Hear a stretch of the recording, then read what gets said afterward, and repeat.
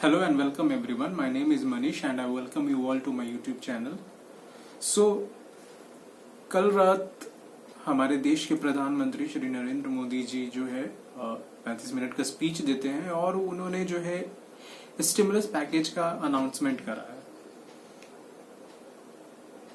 तो मैं बताना चाहूंगा कि बहुत ही दिनों से मतलब कि जब से लॉकडाउन की स्थिति हमारे देश में इंडिया में लगाई गई है right from 24th of March, तो अभी तक जो है 50 दिन बीत चुके हैं और बहुत सारे इकोनॉमिस्ट बोल रहे थे कि ये stimulus package is very necessary for survival of Indian economy, like Raghuram Rajan, Urjit Patel, Abhijit Banerjee, the most recent who has won Nobel prize, और बहुत सारे होंगे इकोनॉमिक एक्टिविटीज। ये मैंने जो मतलब मुझे पता थे मैंने बता दिया।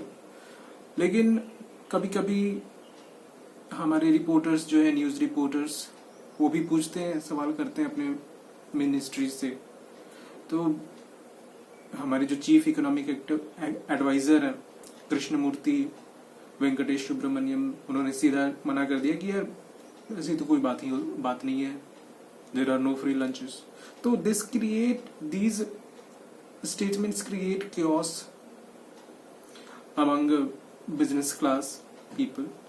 तो ठीक है, एट लास्ट मोदी जी ने सबकी रिक्वेस्ट को माना और एक स्टिमुलस पैकेज जो कि ₹20 ट्रिलियन का है, मैं बता देना चाहता हूँ ये डॉलर नहीं है, ₹20 ट्रिलियन उसका अनाउंसमेंट करा। और ये किस तरीके से, किस लेवल से बिजनेसमैन में डिस्ट्रीब्यूट होंगे, किन किन सेक्टर्स को फायदा मिलेगा, लाइक लेबर, सर्विसेज, एमएसएमईज।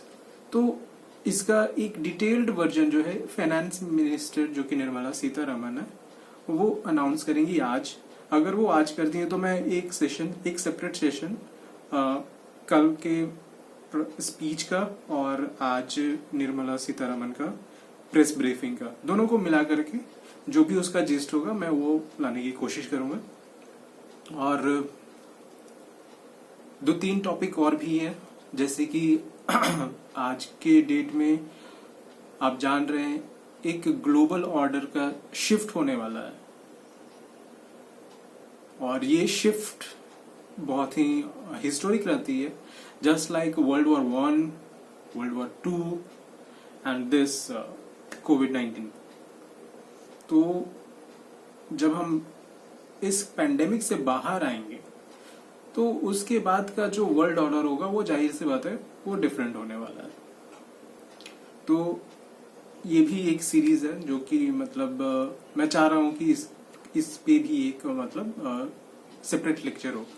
और एक और टॉपिक है जो कि मतलब मुझे बहुत ही इम्प्रेस करता है, how China became a giant today. आज चाइना जो मन में आता है वो करता है, जिसे भी चाहे उसे आंखें दिखा देता है।